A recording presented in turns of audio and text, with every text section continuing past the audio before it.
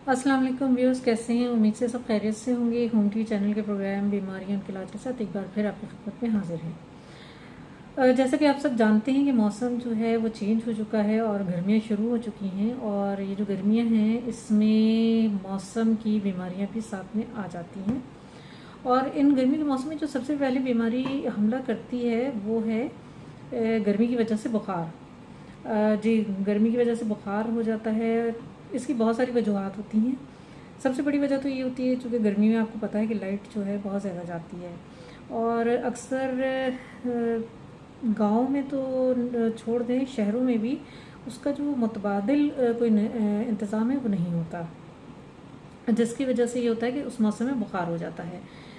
इसकी वजह ये है दूसरी कि पहले के ज़माने में ये होता था कि लोग दरख्त बहुत ज़्यादा लगाते थे। आप देखिए कि हर महल्ले, इलाके, गली, हर घर के बाहर एक दरख्त ज़रूर लगा हुआ होता था। आप किसी भी मसरूफ़ शहर पे निकल जाएं तो उस पर भी आप देखिए कि जगह जगह जो है दरख्तों की बहुतात होती थी। और उन दरख्तों की वजह से ये होता था कि जो टेम्परेचर होता है वो कंट्रोल में रहता था। लेकिन अब चूँकि लोगों ने दरख्त जो हैं वो लगाने कम कर दिए हैं, और दरख्तों को काटने की वजह से, क्योंकि लोगों ने बहुत ज़्यादा उसको काटा, उन दरख्तों को काटते चले गए। काटने की वजह से अब तो ये होता है कि कहीं पे भी आप देखें उन दरख्तों के बजाय कुछ पत्ते नुमा झाड़ियाँ नज़र आ रही होती हैं। अब दरख्त कम होने की वजह ये कि पहले जो है लोग इसके शौक़ रखते थे। आजकल हॉबीज़ डिफरेंट होती हैं। उस वक्त जो एक ही हॉबी होती थी लोगों की, और वो जो होता था, यानी हॉबी या मशगला कह लें, वो बागवानी होती थी, दरख्त लगाना होता था, पेड़ पौधे लगाना होता था। तो उसका ये फ़ायदा होता था कि पौधे जो थे बहुत ज़्यादा तादाद में होते थे। लोग उसमें जो है सारा दिन उसके साए के अंदर बैठे रहते थे, बच्चे खेलते रहते थे, और वो जो साया होता था वो बड़ा ठंडा होता था। उसकी वजह से जो आपकी बॉडी का जो टेम्परेचर है वो कंट्रोल में रहता था। और मज़े की बात आप ये देखिए कि सारा दिन जो है लोग उस साए में बैठे रहते थे, और बच्चे जो हैं वो खेलते कूदते रहते थे। उसके बावजूद भी वो सब सेहतमंद रहते थे। और सेहतमंद रहने के साथ साथ आपने नोट किया होगा कि वो कभी भी किसी भी वायरस का शिकार नहीं हुए। यानी आप ये देखिए कि उस ज़माने में जबकि दरख्त बहुत ज़्यादा आम थे, ज़्यादा पुरानी बात नहीं है, मतलब अगर आप 10-12 साल पुरानी बात देखें तो उसमें किसी दूर दूर तक ऐसे वायरस का नामो निशान नहीं था। और इस सब की वजह ये थी कि लोग जो हैं वो फितरत के करीब रहते थे, और फितरत के करीब रहने से ये होता है कि आपका जो इम्यून सिस्टम है वो स्ट्रांग रहता है, इसलिए जो बीमारी हैं वो अक्सर दूर रहती हैं। अब लोग चूँकि उस ठंडी हवा में बैठते थे और ताज़ा हवा में रहते थे सारा दिन, तो उसकी वजह से होता था कि बॉडी टेम्परेचर कंट्रोल रहता था और सेहत अच्छी रहती थी। जबकि आजकल होता ये है कि लोग जो हैं उस गर्मी से बचने के लिए एसी के अंदर घरों में कैद रहते हैं, सारा दिन उस कैद के अंदर रहते हैं। जब उस कैद से वो बाहर आते हैं, एसी से बाहर आते हैं ताज़ा हवा के अंदर, तो बॉडी टेम्परेचर जो है वो आउट ऑफ कंट्रोल हो जाता है। आपने देखा होगा कि आप जब एसी से बाहर आते हैं तो एकदम एक लू का जो है थपेड़ा सा आके लगता है। तो उसकी वजह से ये होता है कि फिर आप बीमार हो जाते हैं, और सबसे पहले होता ये है कि बॉडी टेम्परेचर कंट्रोल ना होने की वजह से बुखार हो जाता है, और समझ नहीं आता कि क्या किया जाए। और मसला उस वक्त जब ज़्यादा बढ़ जाता है जब हवा हद से ज़्यादा गर्म और खुश्क हो जाती है, तो उससे ये होता है कि लू चलने लगती है। और इसका सबसे बड़ा नुकसान ये होता है कि जिस्म में जो है दर्जा हरारत बढ़ता है, और उसकी वजह से पानी की कमी हद से ज़्यादा हो जाती है, क्योंकि पानी हम जितना भी पीते हैं वो डिहाइड्रेशन हमें बढ़ती चली जाती है उसकी वजह से। और लू लगने की वजह से जो है हमें हीट स्ट्रोक भी हो जाता है। इन सब से बचने के लिए सबसे पहले तो ज़रूरी ये है कि आप जो है दरख्त ज़्यादा से ज़्यादा लगाएं, ताकि हवा जो है वो नॉर्मल रहे, और जो मौसम है वो भी जो है बेहतर रहे, और जो फ़िज़ा का जो दर्जा हरारत है वो भी जो है नॉर्मल रहे। अगर फ़िज़ा का दर्जा हरारत नॉर्मल रहेगा तो ऑटोमेटिकली जो है आपकी भी बॉडी का जो टेम्परेचर है वो नॉर्मल हो जाएगा। दरख्त लगाना बहुत ज़रूरी है, ये आप सबसे हम रिक्वेस्ट करते हैं। पिछली हमने वीडियो में भी 2-3 वीडियो हमने बनाई थी इसी मौजू पे, उसमें हमने यही आपसे रिक्वेस्ट की थी कि जितना भी हो सकता है दरख्त लगाइए, क्योंकि दरख्त जो है आपकी सेहत के लिए भी बेहतर है। ठीक है, आपकी जो आने वाली नस्ल है या जो नस्ल परवान चढ़ रही है उसकी सेहत के लिए भी बेहतर है, और फिर एक ये सदका जारिया भी है। दूसरा काम जो है वो ये करना है कि पानी का हद से ज़्यादा इस्तेमाल करना है।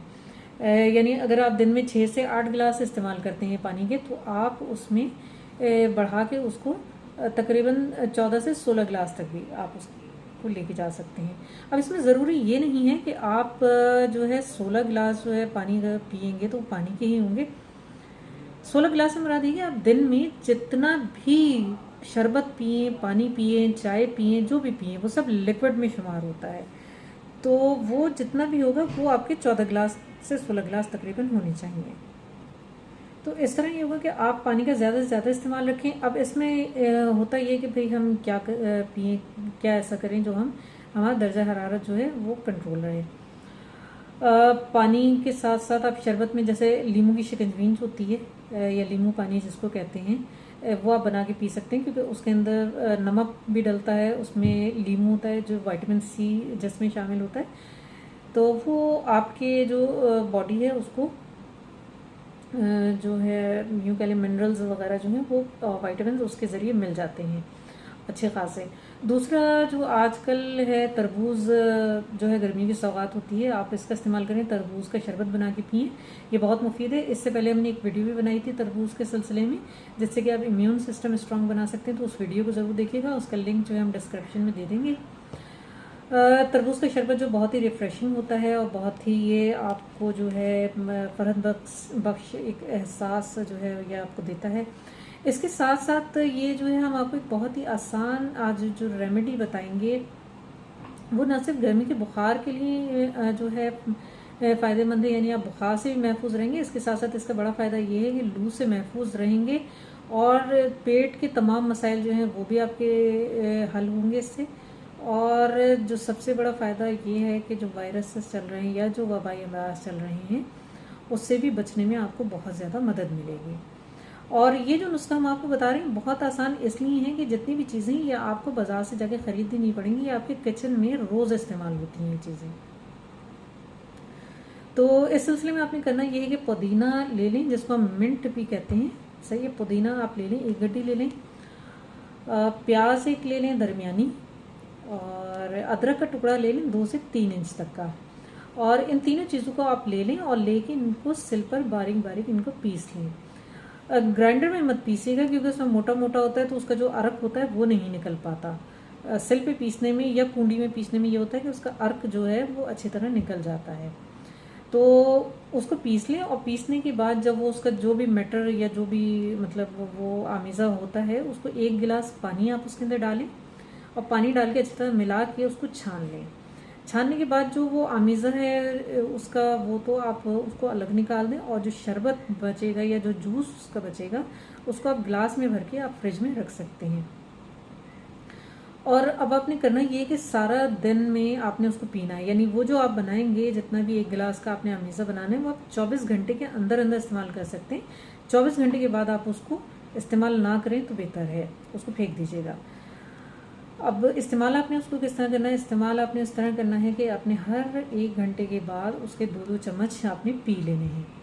अच्छा, पीते वक्त आप उसमें ये करें कि जब आप 2 चम्मच उसके पिएँ तो उसमें मतलब 1 चुटकी जो है नमक का डालें, यानी 1 पिंच सॉल्ट जो है उसमें ऐड कर लें अच्छी तरह, और उसको फिर आप इस्तेमाल कर लें तो वो ज़्यादा आपके लिए फ़ायदेमंद हो जाएगा, क्योंकि नमक के अंदर आपको पता है मिनरल्स होते हैं। तो आपने ये 2 चम्मच हर 1 घंटे के बाद आप इस्तेमाल करें। और जो छोटे बच्चे हैं उनको आपने जो है 1 चम्मच देना है हर 1 घंटे के बाद। और जो बच्चे बहुत ज़्यादा छोटे हैं मतलब ये कि 1 साल की एज है, 2 साल की एज है, तो उन्हें दिन में सिर्फ 2 टाइम उनको दें 1-1 चम्मच। मैं आपको इसलिए ये बता रही हूँ कि हमारी वीडियो को गौर से देखा करें, गौर से सुना करें, क्योंकि लोग जो है पे सवालात कर रहे होते हैं, वीडियो को कंप्लीट जो है गौर से देखते नहीं हैं। इसलिए मैं आपको बता रही हूँ कि एज का जो एक फैक्टर है उसको देखते हुए आप चीज़ों को इस्तेमाल किया करें। बड़े जो हैं वो हर 2 घंटे के बाद 1 घंटे के बाद 2-2 चम्मच लेंगे, बच्चे जो हैं उनको हर 1 घंटे के बाद 1 चम्मच दें। और जो बहुत ही छोटी एज के बच्चे होते हैं या जिनको हम इन्फेंट कहते हैं, उनको आपने सिर्फ दिन में 1 या 2 टाइम वो 1 चम्मच देना है। तो उम्मीद करते हैं कि ये जो है आप नुस्खा इस्तेमाल करेंगे या जो हमने एहतियातें बताई हैं इनको इस्तेमाल करेंगे तो इस बात की गारंटी है कि आपको जो है गर्मी का जो बुखार है उससे आराम आ जाएगा, लू लगने से भी आप महफूज रहेंगे, तमाम वबाई अमराज से भी आप महफूज रहेंगे। और फिर हम एक दफ़ा रिक्वेस्ट करेंगे कि आप लोगों से कि दरख्त जितने ज़्यादा हो सकते हैं, पेड़ पौधे जितने ज़्यादा हो सकते हैं उनको लगाइए और अपनी सेहत को बचाइए, क्योंकि सेहत जो है वो बहुत ज़्यादा कीमती है। और आजकल तो आप लोगों ने देख लिया है कि जिस तरह वायरसेस चले हैं और वायरसेस का एक हंगामा खड़ा हुआ है, तो उसमें सेहत जो है कितनी इम्पॉर्टेंट है। तो ये चीज़ें आप इंशाल्लाह करेंगे तो हमेशा जो है सेहत की तरफ से आप महफूज रहेंगे और बीमारियों की तरफ से भी आप सब जो है महफूज रहेंगे। तो उम्मीद करते हैं आपको हमारी ये वीडियो पसंद आएगी और पसंद आने के साथ में अपनी फ़ीडबैक ज़रूर दीजिएगा। और फीडबैक आपकी देखते हुए हम मज़ीद ऐसी ही आपके लिए वीडियोस लाते रहेंगे मालूमाती। तो इंशाल्लाह ताला मिलते हैं नेक्स्ट वीडियो में सेहत और तंदुरुस्ती के साथ। तब तक के लिए अल्लाह हाफ़िज़।